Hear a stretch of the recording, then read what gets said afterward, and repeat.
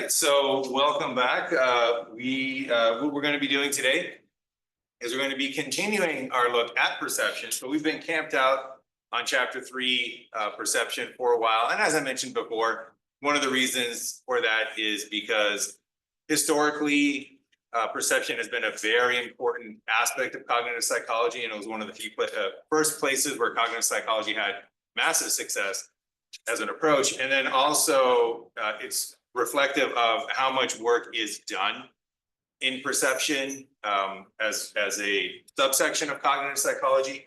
And also you might notice that we have been spending a lot of time on one aspect of perception, which is visual perception.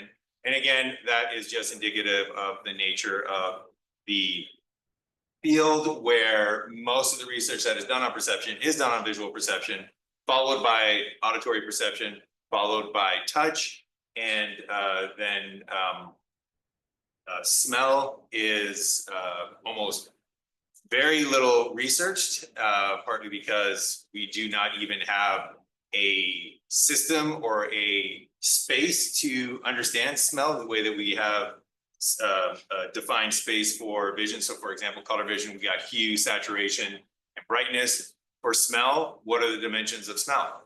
We're still trying to figure that out. And then taste as well is a little bit further along than smell. But again, all that aside, we are continuing today with our look at chapter 3, perception, the special topic, ecological psychology. And for this one, I wanted to bring up this animation here of a Mobius strip. So a Mobius strip is a object that looks like it has two sides, but if you actually trace it out, it only has one side. So it appears to be two-sided and actually only has one side. And this is something that I thought was a really nice metaphor for perhaps the way that it's good to think about the human mind. Because again, human mind tended to be split up into, well, the human mind is somehow the brain, and then the brain and the environment are two separate things that are separated from each other. And the brain is the human mind, the environment is what we're trying to make sense of. And as we saw or started to introduce last time, Gibson in his ecological psychology approach basically said, well, no, the human mind and your perceptual system, he didn't specifically talk about the mind, but he talked about your perceptual system. It's not just in the organism. It's the organism and the environment. It's the relation between the organism and the environment. You can't have perception without an organism, right? So if that tree falls in the forest and there is no organism to hear it, it does not make a sound. There is no perception if there is no organism, but there's also no perception if there's no environment. And we have never in the history of humanity, and I don't think any organism in the history of life in this universe has ever not been somewhere, right? If you exist somewhere. So that idea that you can separate the environment away from the organism in terms of the human mind might just be as illusory as the two sides of a Mobius strip. And when you really get down into the details, you find out that it's the same thing, and they're better thought of as one side of the same coin. All right, and as we mentioned last time, ecological perception, I keep saying ecological perception, technically it's ecological psychology, but perception was its big thrust. Ecological psychology makes a lot about the intimate connection between the environment and the organism. And it also makes a lot, and we're going to see this today, between the movement of the organism. So the purpose of perception, as we saw, is to help a organism adaptively interact and move in its environment. And just by way of recap, this was in response to psychology adopting concepts from other sciences, such as physics, and then applying those ideas to try to solve psychological problems. So we had people like Helmholtz, who was a physicist, and basically said, well, what we're trying to perceive are objects in space, because physicists deal with objects in space. So he said, all right, we're going to take what physics knows, we're going to say we're dealing with objects in space. So you have an object in space, you have a perceiver that's trying to perceive it, you have light that is coming from that object to the observer, and you have to decode or decide what that object is based on that pattern of light.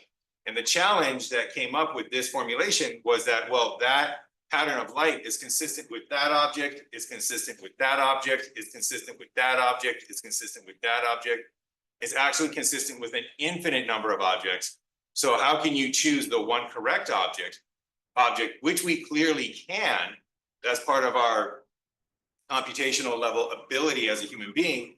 Well, how can we get that representational level understanding of it when it seems to be an impossible problem to solve? So that's where starting with concepts from physics led us to.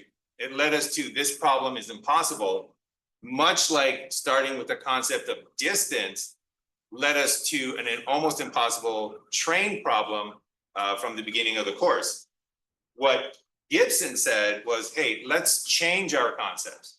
Let's change what we think about perception. Let's change the basically building blocks of what we think we're doing in perception. So he basically came in and said, hey, let's take all the concepts that we have that are leading to these problems and let's throw them all out because they're clearly not working. And let's come up with new concepts and we'll try those instead.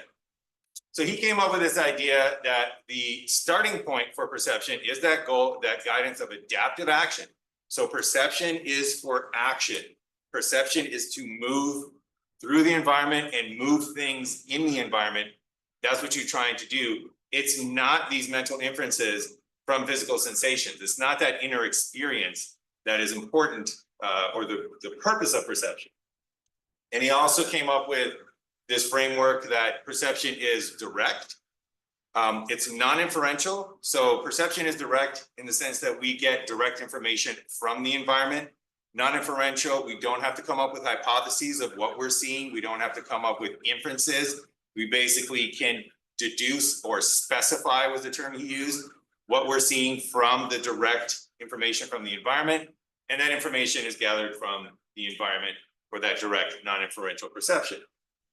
And he basically started replacing the accepted framework from physics and their bodies in space, and we perceive objects in space, and it's an abstract mathematical approach, and it's a passive observer. And he said, well, let's redo those concepts, because those concepts are leading us into impossible problems, which we know has a solution because we can do these things. We can perceive objects correctly. So something has to be wrong with our concepts. So let's start with new concepts. And he introduced the idea of not just bodies in space, but we have mediums such as air and water that we travel through and light travels through. We have substances, and these substances are the things with extent, with mass, with length, width, and depth. And then we have surfaces, and this is where the mediums and the substances meet, right? That's the surface. And what we perceive are not objects in space, but what we perceive, because we don't live in space. The humanity has basically almost in the time of our lives never been in space, and the number of people who have been in space is minutely small. So most of us have not had a visual system that is developed in space. So maybe we don't perceive objects in space. Maybe what we perceive are surfaces in a medium. And today we're really going to see the importance of that idea of a medium, the importance of there is this thing around us that we move through and light moves through. And this is not an abstract mathematical approach where we reduce perception to mathematical equations, to idealized planar surfaces, to idealized shapes, which leads to that impossible inverse perspective problem. But we are organisms in an environment with everything that comes along in that environment. And then finally, we are not passive observers, we are active observers in the idea that we are not just experiencing this environment, but we're experiencing it with the intent of moving through it and acting on it. And that moving through and acting on is part of perception. It's not a byproduct of perception.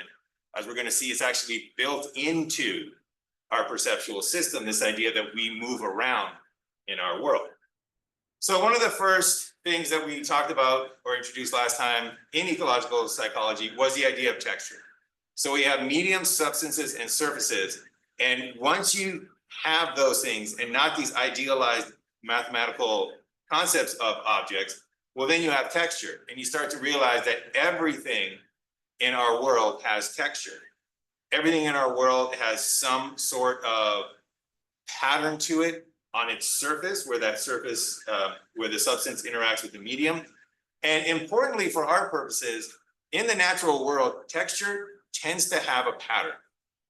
It tends to be what is called stochastically random, which means that it's random, but it's not completely random. And basically, if you take any two random samples of something that is stochastically random, on average, they'll be the same. So when you take a look at tree bark, the bark on the left is just as thick and just as knurled as the bark on the right. So the bark on the left is not exactly like the bark on the right because it's random, but it's stochastically random, meaning that in general, it's the same type of size, even though the individual sizes change. And we have that for everything. We have that for natural textures. We have it for man-made textures like towels. We'll see it in tiles on a ground plane, on the floor. We can see it in textiles that we produce. We can see it in wood. Wood has a grain, that's a texture. Animal fur is textured. Rock fields are textured. The sunflower field has texture to it. It has these repeating units that are randomly sized, but again, stochastically randomly sized. And what this does is it offers a solution to this inverse perception problem. Because when you take a look at a world that has texture, then you have areas of that visual input. You have areas of that information that are different from other areas. And that difference can provide information that can support the perception and solve the problems that seemed insolvable when you take something that is a naturally occurring, texture-filled information source, and if you idealize it by sanding away the edges and making it into a idealized physics concept, well, you lose all that information. And if that's the information that is supporting perception, well, of course, you're not going to be able to understand how we perceive sunflowers if you reduce the information that helps us perceive sunflowers as your basic formulation for how you try to understand perception. All right, so that was texture. That's where we ended up last time. So today, we did a really brief recap. And what we're going to do now is we're going to move on to a very important idea, which is the ambient optic array. And we're going to introduce parts of the two components of the ambient optic array, the perspective structure and the invariant structure. And then we're going to end today with a look at affordances, which are the action possibilities that we perceive in our environment. All right, ambient optic array. So ambient optic array, you probably know what each of those words mean individually, but what do they mean when you put them all together? Well, what ambient means is that we're going to be ambient at a point, and then we have the other portion of that, the array. And optic just means we're dealing with visual stuff. So we have an array and we have ambient. What is an array? Well, an array simply means that this ambient optic array has an arrangement. It has some sort of structure. It's not just randomly shaped, right? It has some sort of an arrangement. And the ambient portion of this means that it surrounds any position in the environment that could be occupied by an observer. So ambient means that whatever direction you look in, wherever you go in an environment, that ambient optic array surrounds that particular point. So if you look at the end of my finger here, there's an ambient optic array at the end of my finger over here. It's surrounding the point at the end of my finger. There's an ambient optic array at the end of my left finger over here as well. Basically, where you are sitting right now, you are surrounded by an ambient optic array. And the reason for this is because in our environment, because of the medium that we live in called air, light is actually ambient. So that's what we're going to focus on first, this idea of light surrounding a position in the environment that could be occupied by an observer. And that's a pretty good deal because that means that if you're at that position, you're going to have access to light. If you have access to light, you're going to be able to visually perceive things. So let's take a look first at Gibson's attempt to explain this. So this comes from his 1979 The Ecological Approach to Visual Perception book. This is the reference. This is the only reference to Gibson in our textbook. And again, I couldn't find the citation where this was referenced, but this is where he basically outlined his ecological approach to visual perception, hence the title. And in it, he had this diagram of why light is ambient. Why do we have an ambient optical source for our perception? So let's just zoom in on that a little bit, and then we'll enhance. There we go. All right, and let's just get that to the center. All right, so this is why we have an ambient optic array. It's because we're not bodies in space. We're not in space. We're in an environment. And that environment has a medium, and that medium is air, and air does certain things. So Gibson basically pointed out that we have directional radiation from the sun. So we got light rays coming from the sun, and these light rays travel in straight lines. So unless they're being bent by gravity, we can ignore that. These light rays are traveling in straight lines. When they travel through space, they just travel in straight lines. They're just completely directional. However, when they interact, when they interact with our atmosphere, those directional radiation light from the sun get scattered. They get scattered by the particles in the atmosphere. So these particles in the atmosphere are either refracting or reflecting this light, and it goes off into multiple different directions. When that light hits the surface of the earth, that also scatters. So the best example of light, I'll give you two examples that really illustrate how much light is scattered from the earth, or the fact that light does get scattered from the earth. First example is when it snows. If you've ever noticed how much brighter it seems outside, especially in low light conditions when it snows, that's because snow is reflecting a lot more light than the earth normally does. But the earth does reflect light. Another great example of the fact that not the earth reflects light, but surfaces reflect light is the moon. So if you see the moon is literally reflecting, the moon doesn't create its own light. It's reflecting light from the sun. So the fact that we can see the moon means that this surface is reflecting light back to us. So we have directional radiation coming from straight lines from the sun, hits the atmosphere, it gets scattered all over the place, hits the ground, it gets scattered all over the place. And what that means is that we have diffuse illumination in our medium. We have diffuse illumination in the air because of the air that gives us this omnidirectional, from every direction light that we can then use for perception. And incidentally, if you are one other nice proof of this fact, if you ever take a look at the history of computer animation and computer images, one of the massive challenges that computer animation had was the light source, and how to make an image look realistic and how to make a video look realistic when you had a light source that reflected off of something and then reflected off of something else and then reflected off of something else. Because if you just have light that is traveling in straight lines, that's a pretty easy computational problem. You can say, well, we have 10 rays of light and they're traveling in a straight line. That's only 10 units of information. But if each one of those 10 rays of light gets scattered in 10 directions, now you got 100 directions to keep track of. And each of those scattered pieces of light go in another 10 directions. Now you got 1,000 computations you need to do. And that's only off of 2 reflections. The number of reflections that occur are near limitless. And that's again why in every portion of our environment, in every place in this room, we have omnidirectional light that is waiting there to give you access to this optic array, which is ambient.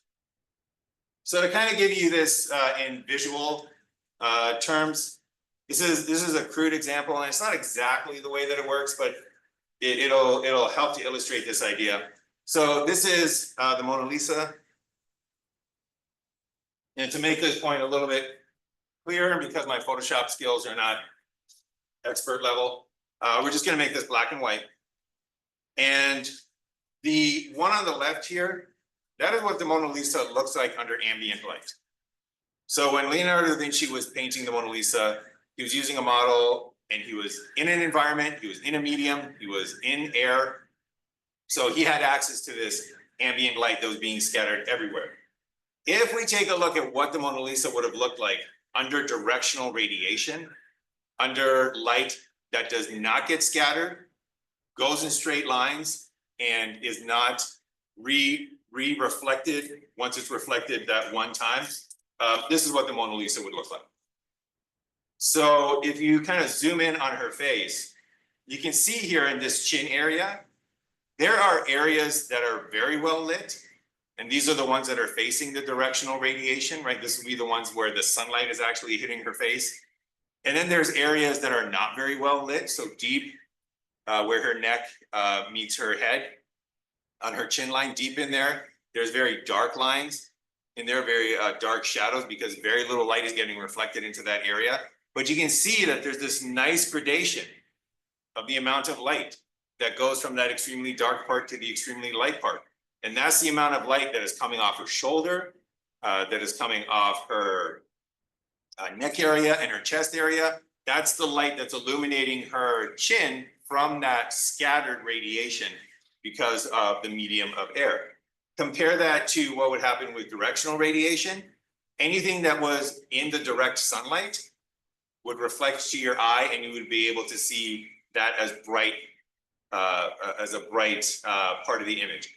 Anything that was not directly in sunlight would not get illuminated, because that light, if it only came from the sunlight and it was only directional and it didn't get scattered, this is what our world would look like.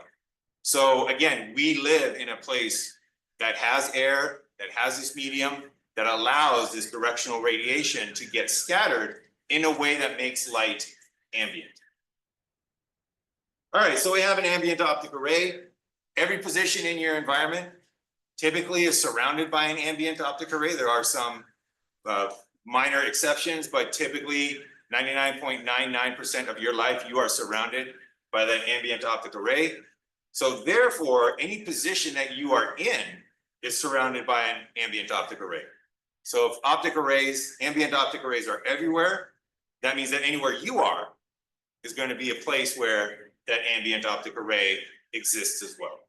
And that's a pretty nice thing to have, because that means that we can perceive throughout our environment. So as long as your brain is functioning well and you're maintaining consciousness, at no point in your travels to this class today were you walking around and saying, oh, I see everything. And then all of a sudden you're like, oh my gosh, everything's black, what happened? And then you're like, oh, wait, no, I can see everything again. You don't pass through areas where there's no ambient optic array because it's ambient, right? It's throughout your environment. Sorry, it's throughout your environment, it's ambient, it comes from every direction. All right, so that's the ambient portion of the ambient optic array.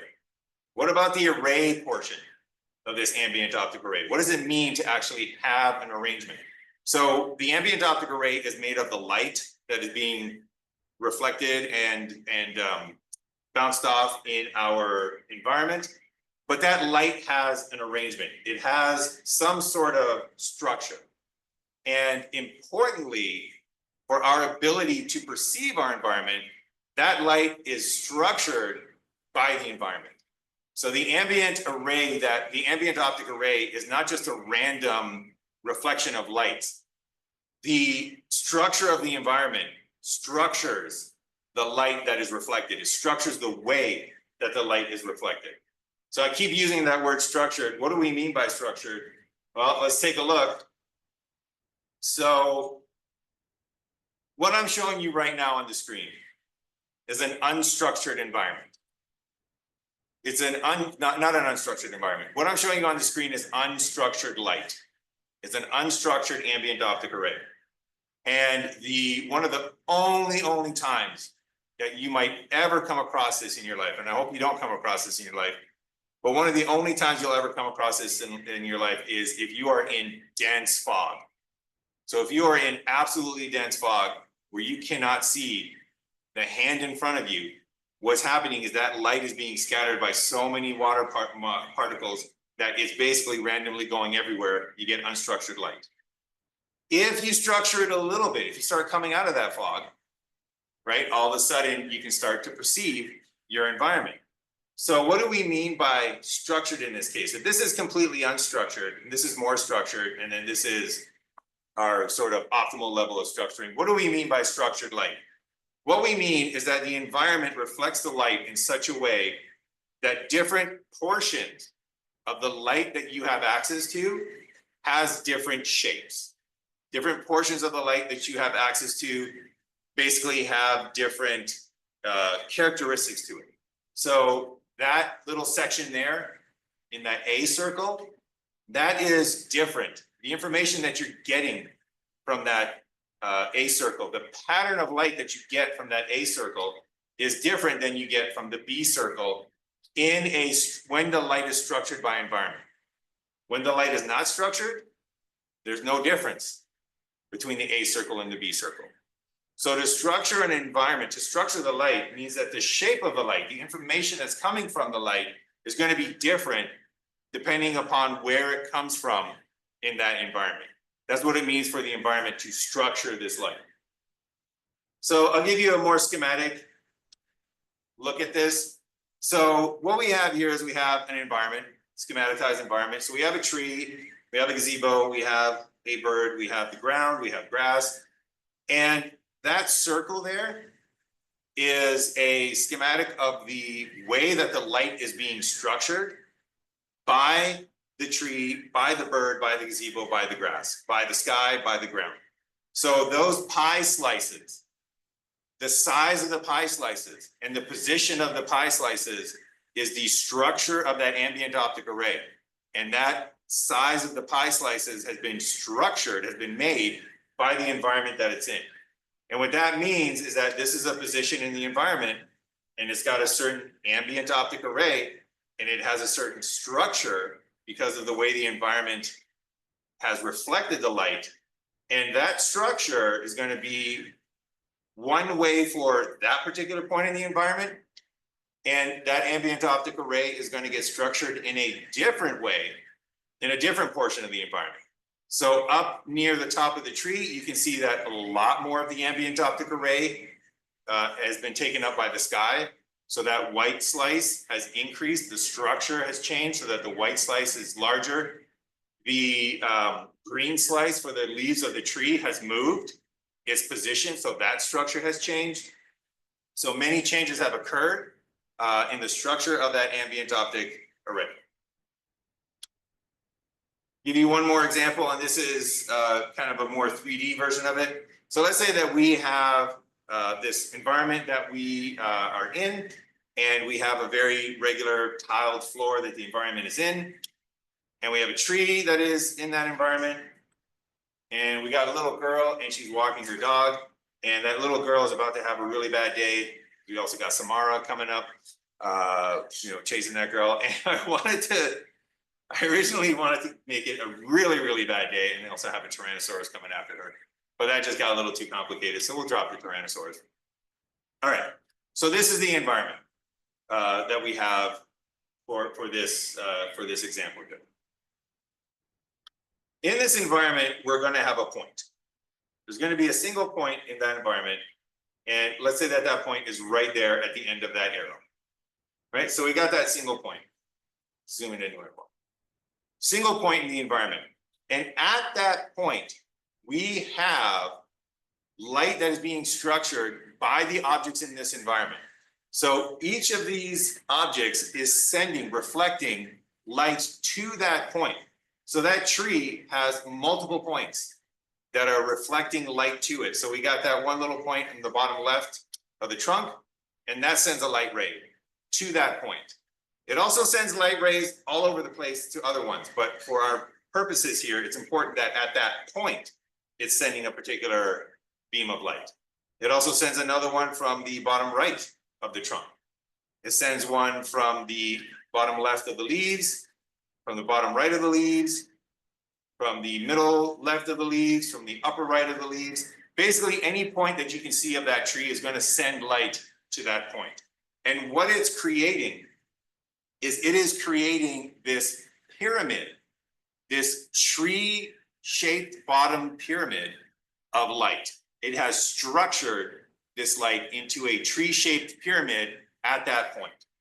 And you can do the same thing for the little girl. So there's a number of points that are going to reflect light to that point there from the little girl, creating a little girl walking her dog-shaped pyramid of light.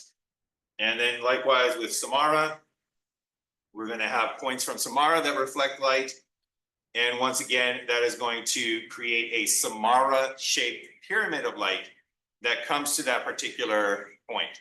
So that particular point has an ambient optic array that has been structured by these three objects and created to have these tree-shaped pyramid, this girl walking her dog pyramid, and this Samara pyramid structuring that ambient optic array at that point. And importantly for us, what that means is that if you are at that point, as an observer, you will be able to observe these three objects in your environment. Now, what happens in any environment for any organism is that you don't just stand there. You're going to move through your environment. So what happens to the ambient optic array as you move through the environment is that it reveals its two kinds of structure. It reveals the two types of structure that the ambient optic array has. And what those two types of structure are is the perspective structure and then the invariant structure. And these are two parts of the ambient optic array that allow us to perceive basically as we move through the environment and gives us that idea of perceptual constancy that we have as we move through the environment.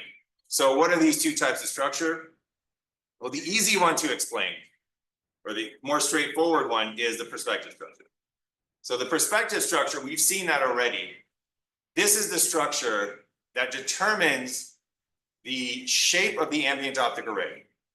Perspective structure is what determines what those pyramids of light are going to be shaped as. It determines that structure of light that is entering your eye. So the perspective structure is what determines, for any position in the environment, what is the shape of those pie slices. So how big is the white pie slice and where is it? How big is the yellow pie slice and where is it? How big is the blue pie slice and where is it? The perspective structure determines the size and the position of the pie slices in your ambient optic array. And importantly, the perspective structure changes as you move through the environment. So as you move up higher in this environment, you can see that that perspective structure actually changes. You have a different shaped pie with different slices in different positions. If we go back to our example of the tree, the girl with the dog, and Samara, as you move through this environment, this perspective structure, these pyramid-shaped, tree-shaped pyramid, girl and dog-shaped pyramid, Samara-shaped pyramids, those pyramids, as you move through the environment, are going to change. Where'd the tree go? They're always going to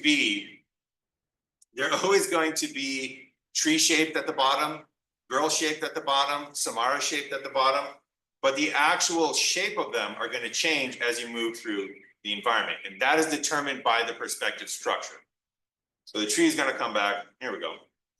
And then as you move throughout the environment in any way, those pyramids are going to change. And that perspective structure is determining what those pyramid shapes actually are. So that perspective structure, that changes with every change in the point of observation.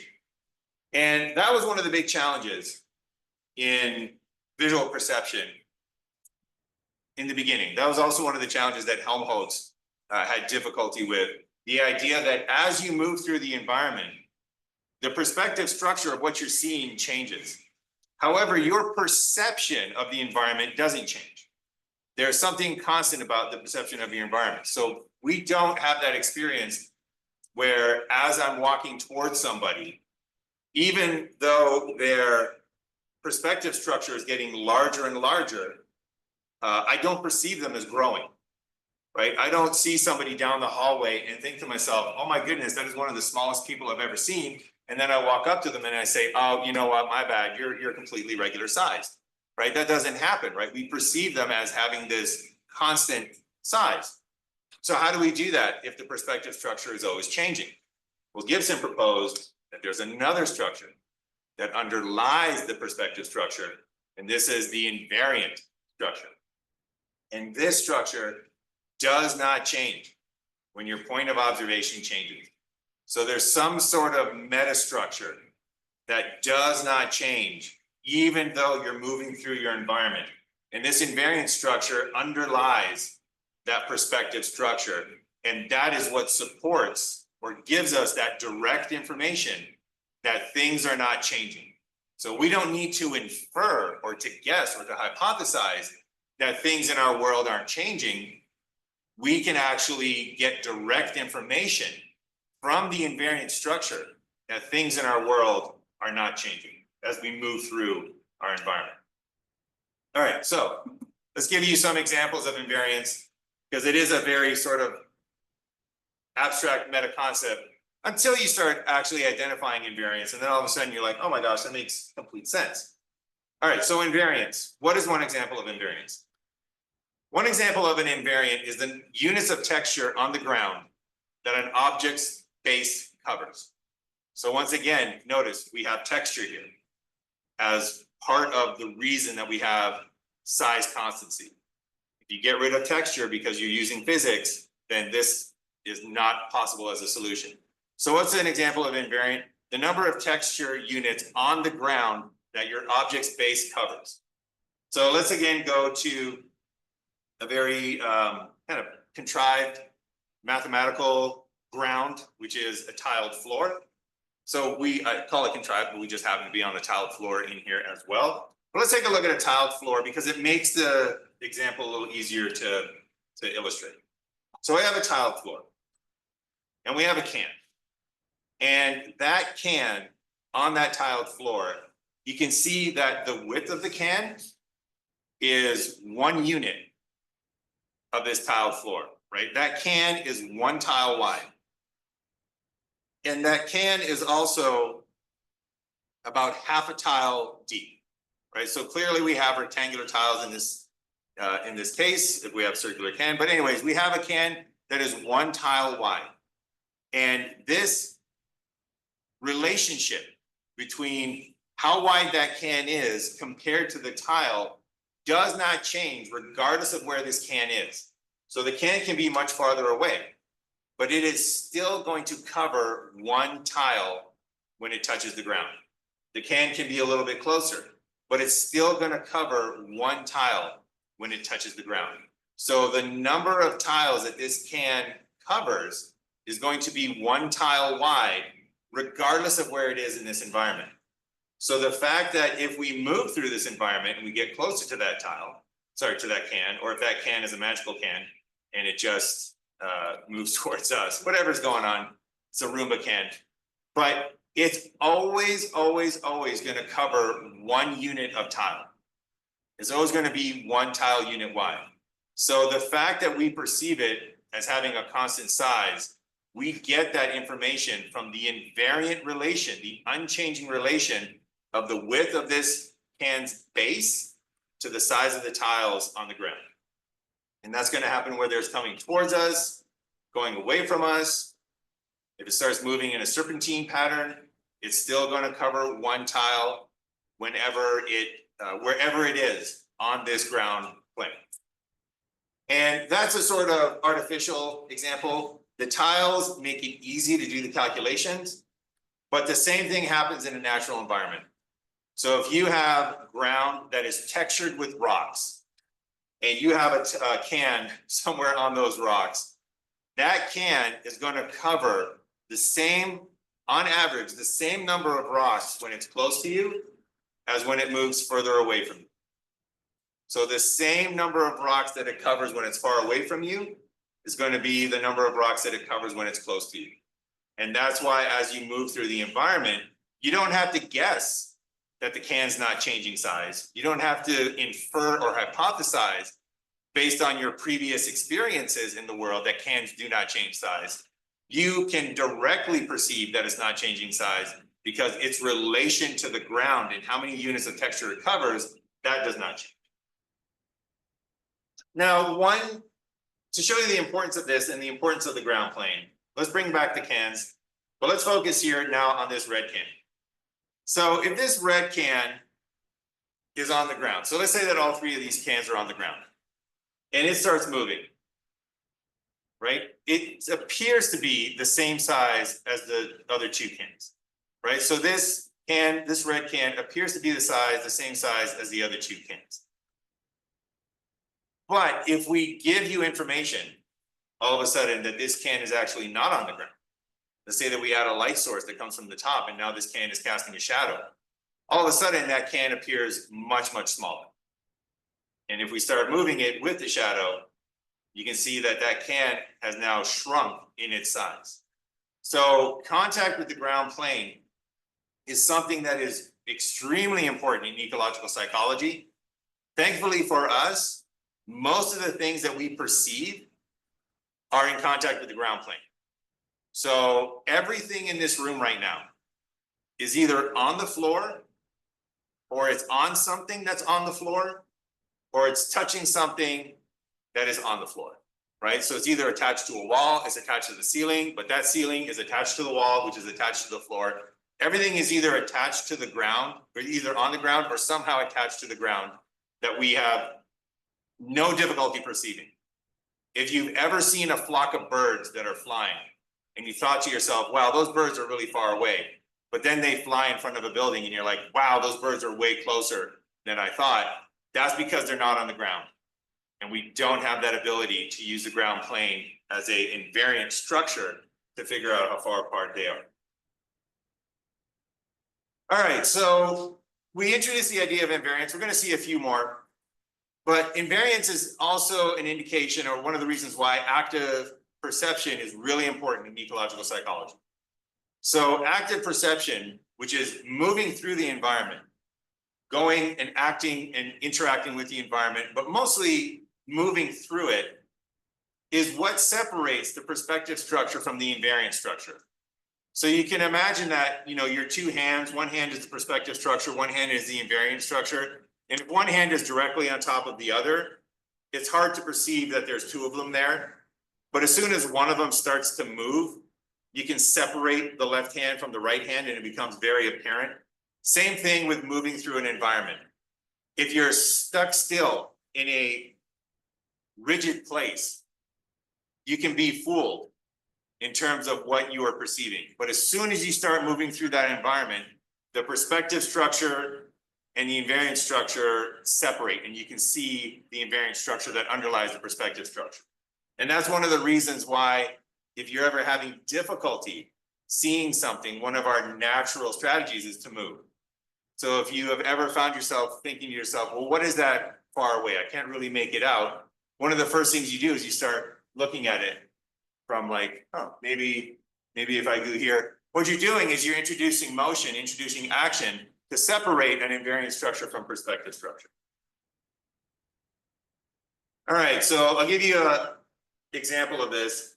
So let's say that we have two circles here, and these circles have a very specific relation in terms of how they move. If there's no motion, if there's no movement in your environment, it's really hard to see the underlying invariant relation between these two circles and the line that separates them. But as soon as they start to go in motion, then you can see the relation. And the relation becomes very apparent. Regardless of their position respective to the line, these two circles are always the same distance from each other. So it doesn't matter where the line is, those two circles are always at the same distance. That's the invariant structure for those particular two circles. What about these two circles? They have a different invariant structure. But again, unless they move, you can't really tell what that invariant structure is. So in this case, the relation is that as the circles move, they're equidistant from the line. Not from each other, but from the line. And again, the only way that you can distinguish those two is by actually introducing some sort of motion into the environment that separates that invariant structure from the perspective structure. All right, so invariance. We're going to go through some examples of invariance right now. We'll start off with ones that have clear sort of mathematical formulations to them, and then we'll go to ones that are still being tried to figure out what are the mathematical formulations of these invariants. So we'll start off with one that's pretty simple and straightforward, which is observer position. So how do you know what are the invariant relations in our environment that tell you where you are in your environment? So you always have information that you are at a particular location in your environment. So this ambient optic array has to specify where you are in an environment. So how does it do that? Well, one simple example is to think about, how do we know when we're walking down a road? How do we know if we're on the road or if we're off the road? So if we're walking down a road, off the road is a good place to be. On the road is a very dangerous place to be. So we would want, and we can easily navigate that. And most people, when they're walking down a road, they don't have to continually look at their feet and continually look at the sidewalk and say to themselves, okay, I'm on the sidewalk. Okay, let me take another step. Am I still on the sidewalk? Yes, thank goodness. All right, another step. Still on the sidewalk. Yes, thank goodness. They don't need to do that. There's an invariant relation that tells them whether they're on the road or off the road. So what I'm going to do is I'm going to show you some images taken from and look at these as if you're a first person, like you're playing a first person video game and you don't want to get run over by the road. So all I want is let me know if in this case you are on the road or are you off the road. So are you on the road and in danger of getting hit, or are you off the road and you are safe? So here's the first example. So on the road or off the road. All right, so off the road, okay. All right, we got on the road. All right, another off the road. And we got on kind of. All right, so you got it correct. What's going on here, right? Because these are very different in their perspective structure. And yet we were able to say, yeah, on the road versus off the road correctly, right? We had the actual correct idea. So what's the invariant relation here? Well, we have a vanishing point. And the vanishing point is where parallel lines seem to converge because of how visual angles work. They seem to converge off in the distance. So we have a vanishing point. And then we have road edge number 1 on the left. And we got road edge number 2 on the right. So we got your left and your right road edges. And the invariant relation that is true regardless of the environment that you're in is that if you have both the left and the right edges on one side of the vanishing point, you're off the road. If you have one road edge to the left of the vanishing point and one road edge to the right of the vanishing point, you are on the road. So here we can see that road edge number 1 is to the left, road edge number 2 is to the right. So you are on the road. At the very least, where your focal point is, where your center of vision is, that point is on the road. Maybe you got one leg off the road, and that's why we kind of said, you know, kind of on the road, but you are on the road in this situation. Your center of vision is on the road. When everybody here said off the road for this example, notice we still have that vanishing point, but now road edge number 1 is to the right of the vanishing point. Road edge number 2 is to the right of the vanishing point. If both edges are on the same side of the vanishing point, you are off the road. And that is an invariant relation. This one, clearly on the road.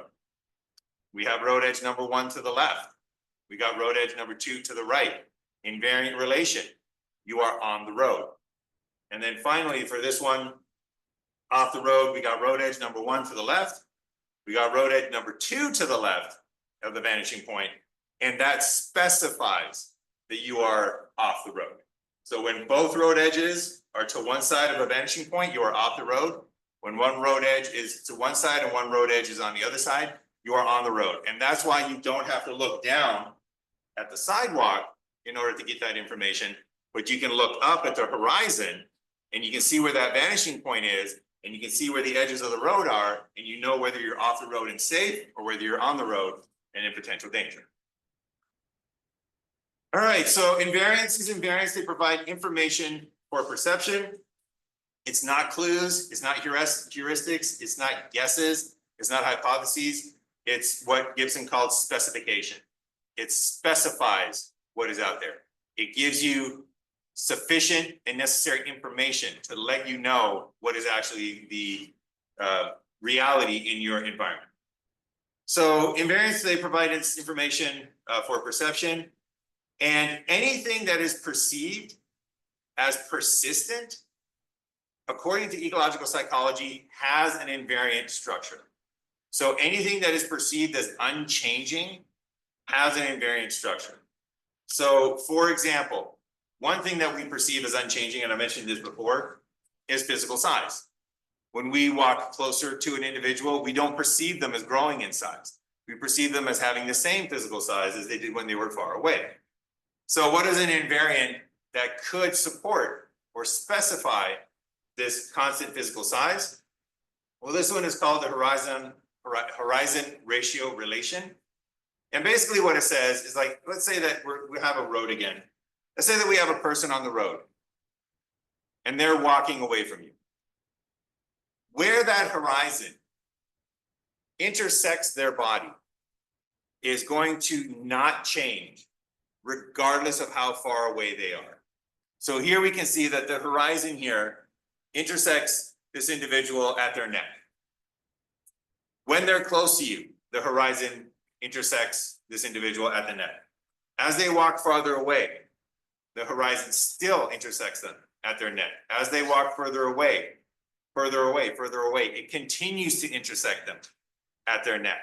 And this is going to be an invariant relation that specifies that this person is not growing or shrinking.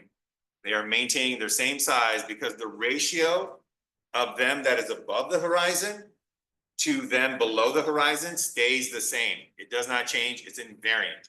So that ratio doesn't change, and that tells our visual system that that person is not changing in size. So this is again, a schematic. I could have drawn this just to support the horizon ratio relation. And, so I wanted to find a more ecologically valid example. So I found this video of people walking towards a camera. And you might say to yourself, well, I can't see the horizon. So how can I know about where this horizon ratio relation is? Well, the horizon can actually be determined and figured out by information in your environment. So again, this is why it's important. We don't live in a disembodied space, right? We live in an environment.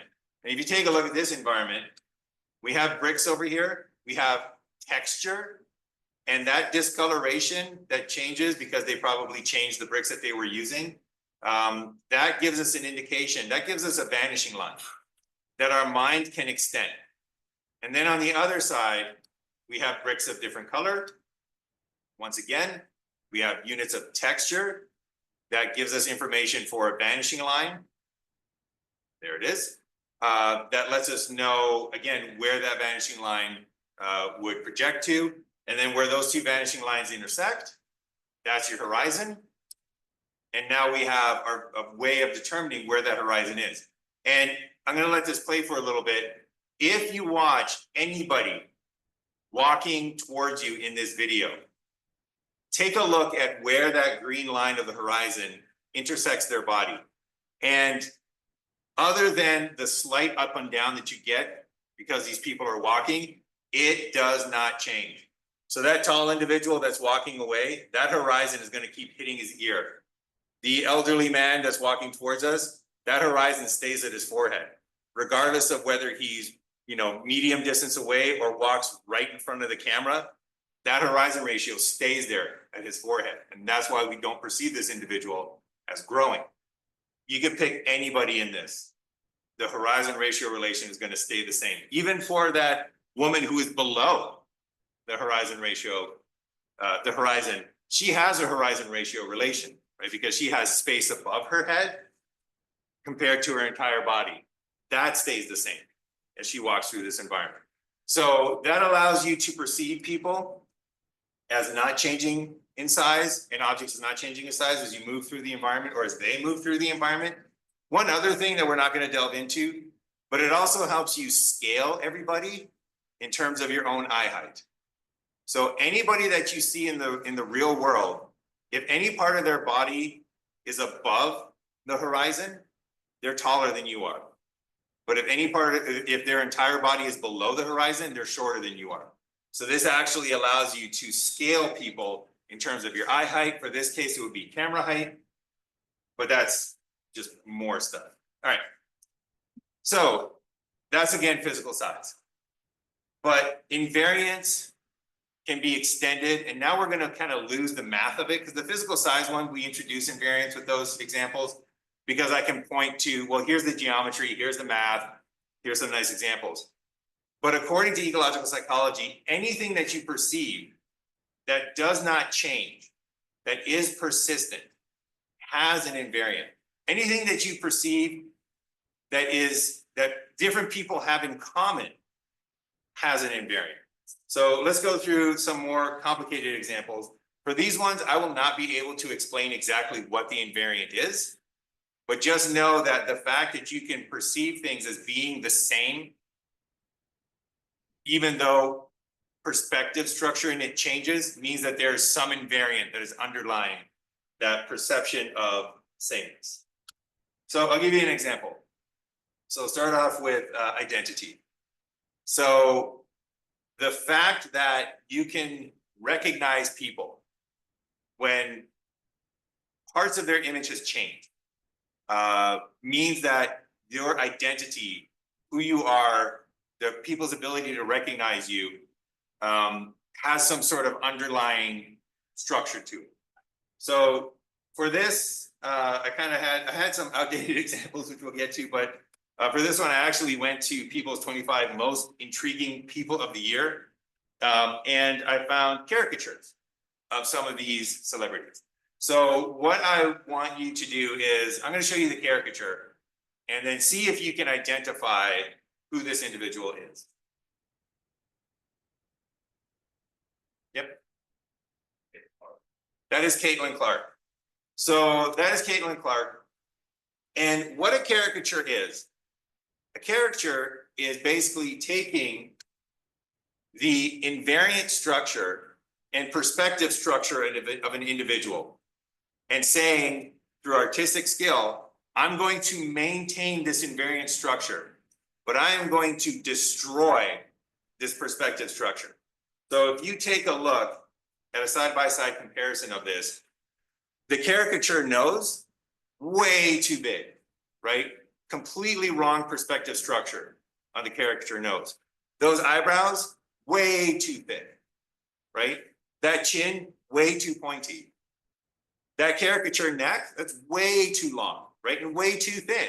There's no way, if you saw a human being that looked like this caricature, you would think that that person needs some sort of medical attention. There's something very, very wrong with somebody that has, in fact, it probably wouldn't be able to exist. That head is way too heavy for that neck to support.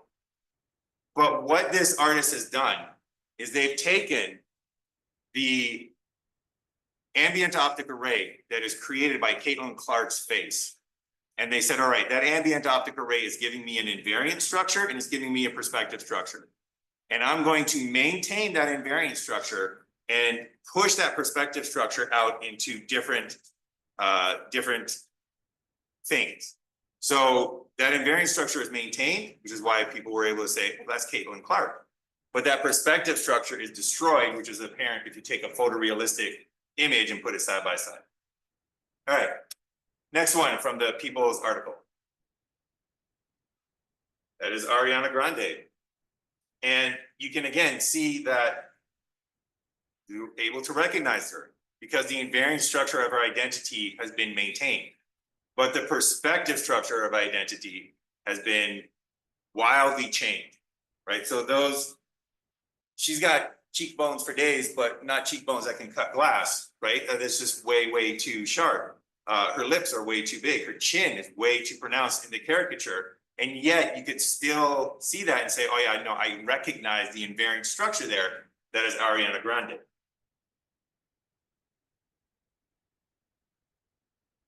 This one's a little bit more difficult because she just burst onto the scene. Does anybody know the movie that yes? Yes. So she is, yeah, Cynthia Erivo. So once again, we have this caricature that maintains that invariant structure that allows us to say, hey, you know what? I don't know who that is, but I know she's the one from Wicked. And again, it's that cheek. I mean, that is, if somebody walked up to you with cheeks like that, you would send them to the hospital, right? You would say, you have a growth, like you need to get that scanned and checked out because that's not going to be good. So the perspective structure is destroyed, but the invariant structure remained. All right, a few more. That is Zendaya. This one was actually really difficult, and I might touch on this in just a little bit, but Zendaya, when I looked for images of her that looked like the caricature here, it was more difficult to find because she changes her look like all the time. I Googled her and there was like 50 different looks in the first 60 different, images. And one of the things that indicates, if you have trouble recognizing somebody, if they change their look, that means that something about their look, that change, has destroyed that invariant structure. It's changed that invariant structure. So we'll see an example of that coming up in just a bit. All right, one last one from the People magazine. That is Pedro Pascal. And again, there's a photorealistic image of Pedro Pascal. That's a person like that would not be viable, right? They just couldn't exist. That head would snap off easily. Those cheekbones are way, way too strong. The perspective structure there is wrong, right? It's exaggerated, but the invariant structure has been maintained. All right, a couple of older examples now. Anybody remember? All right, so we got Barack Obama. And one of the reasons that I put this one up here is not only because the invariant structure has been maintained, but I think this artist actually missed one invariant structure that Obama seems to have. So we can see here that Obama is kind of like concerned, right? So we take a look at his facial expressions. Also, just as a side, facial expressions have an invariant structure to them. So the fact that you can recognize different people as they smile means that something about smiling is the same across everybody. It has an invariant structure. But when Obama is kind of concerned, when he's a little bit agitated, when he's interested, when he's looking to the future, he always seems to tilt his head to his right. But when he's angry, he seems to tilt it to the left. So this is one of the ones where I was like, I think that artist got it wrong. He got it backwards. He should have been tilted the other way. And that would actually be an invariant structure for Obama, where it would help you specify, okay, is he in a good mood or is he in a bad mood? And then some of these are interesting because as a caricature artist, you're basically pushing out that perspective structure. And sometimes you can get to really push it. And sometimes you don't have to push it very far. So I love this one because it's of the Rolling Stones. And we have the image that the caricature was based on, which is this photo shoot right here. And you can see that some of them are changed dramatically. So Mick Jagger, for example, his face gets changed extremely, a lot. Like, look at that neck, the lips. I mean, he's got big lips, but those lips are way, way too big there. But if you take a look at Keith Richards, he basically doesn't even change very much. So I guess this is an example of when people say, you're becoming a caricature of yourself. Maybe it means that you don't really have to push your perspective structure too far in order to become a parody of what you originally were. All right, so I talked about Zendaya. I talked about the difficulty in finding images of her that look like the caricature because she has like about 60 different looks. And this is going to just give you an example of this. So one of my favorite examples of destroying your invariant structure. If you are no longer able to recognize somebody, that means that whatever they've done to themselves has destroyed that invariant structure. It's changed the invariant structure so that when you come up to their face and you perceive their ambient optic array that is coming from their face, the invariant structure that underlied and specified their identity is gone. And you perceive them and don't recognize them. So one of my favorite examples of that was Zooey Deschanel. So the person, right, Carlos Adama wrote, I believe I wouldn't recognize Clark Kent as Superman because I can't recognize Zooey Deschanel without bangs. So and I couldn't recognize her either. I was like, I don't know who that is. My invariant structure of Zooey Deschanel has the bangs in it. There's something about that identity that was destroyed when she took the bangs off. And what's interesting is that doesn't happen to everybody. Right? There are most people in this world, if they got a new haircut and they came in with bangs, you wouldn't look at them and say, I'm sorry, have we met? Do I know you? You'd be like, oh, hey, hey, Grace, love the bangs, or probably don't like the bangs. That was a bad idea. If you watch all the bang self-tutorials online, bangs are almost always a bad idea to do on your own. But bangs do not destroy everybody's invariant structure, right? You recognize people when they get bangs. So what is it about Zooey Deschanel? That's kind of a mystery, but it does have it is one of these interesting things about what is the invariant structure that is underlying identity? Because there is an invariant structure that underlies identity. As long as we can perceive identity over time, over different situations, it means that there's an invariant structure that underlies it, but some things can break that for some individuals and not break that for others. So we're going to end today with an example, and I just want you to take a look at this example and try to recognize as many celebrities as you possibly can. And what this video is there was an actor called Tom Selleck.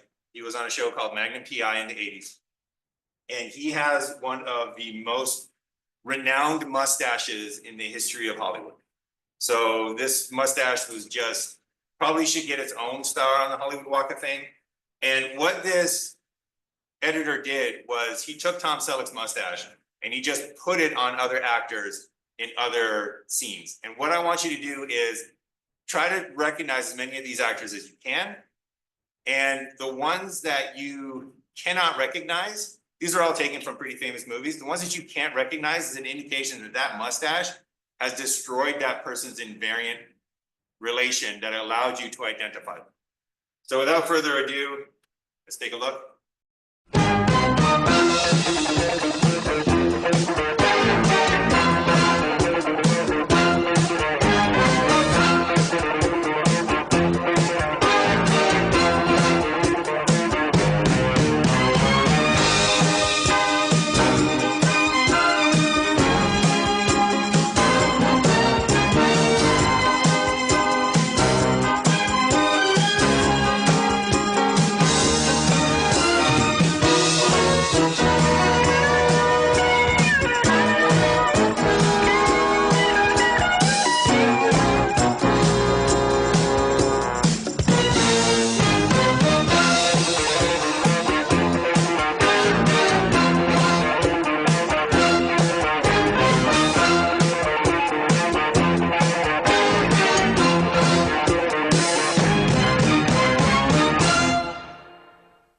For a lot of these, I had no problem identifying who the actor was, right? So when I saw, Arnold Schwarzenegger, right, I was like, oh yeah, that's Arnold. When you see Tom Cruise, you're like, that's Tom Cruise. When you see Nicolas Cage, that's Nicolas Cage, right? These were not broken by the mustache.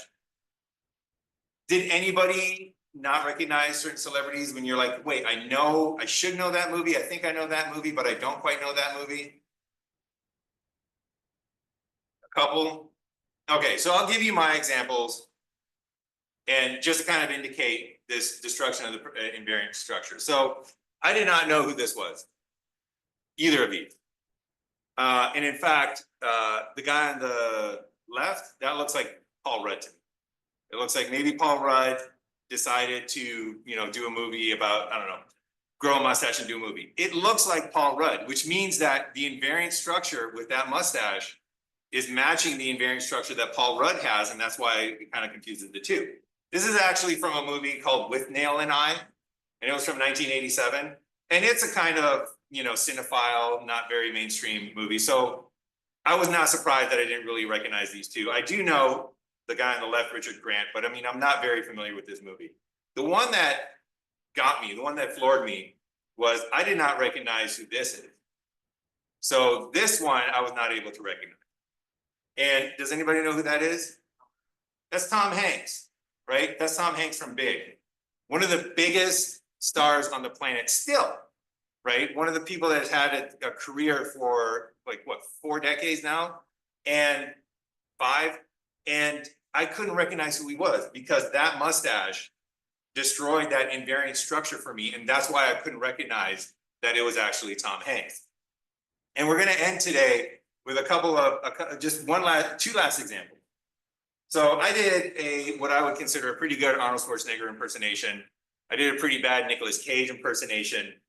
But impersonations, right? If you can do an Arnold Schwarzenegger impersonation, I also saw Christopher Walken. You can do a Christopher Walken impersonation, right? If you can do that and people say, hey man, that sounds like Christopher Walken, what you have done is you have recreated the invariant structure that underlies Christopher Walken's voice. So we can recognize each other's voices. And if you can do impersonations, you are creating that underlying structure. And then the last example that we're going to give, just as a sort of put a cap on this idea of invariance, and then next time we'll look at affordances, is identity over time. So if you have ever met somebody when you were younger, and then 10 years later you meet them again, and you're like, oh my gosh, John, I haven't seen you in 10 years. If you recognize them across time, that is because age has changed their perspective structure, but it has not changed their invariant structure that underlies underneath. So if you can recognize this individual, if you can recognize Keanu Reeves. So this is Keanu Reeves when he was 27 years old. This is him in My Own Private Idaho. If you can recognize that person as this person, which was Keanu Reeves in The Matrix when he was 35, that means that the perspective structure has changed, but the invariant structure has not changed. If you take a look at Keanu Reeves in his 40s, he actually got younger in his 40s. No, he didn't get younger. But if you take a look at him when he was much, much younger, you take a look at him now when he's in his late 50s, if you recognize this person as the same person, it's because the invariant structure has not changed. The perspective structure has changed. This face is not the same as this face. But there is something that we are picking up. There's something Keanu Reeves-ish in this relationships, in this the light that's coming off of this face that is the same here as it is here. And that's why as we look through this, we can say, yep, that's Keanu, that's Keanu, that's Keanu, and that's Keanu. So next time we're going to really quickly wrap up invariance, but then we're going to take a look at affordances. And then we're going to continue on with whatever is on the syllabus. But other than that, we are done for today.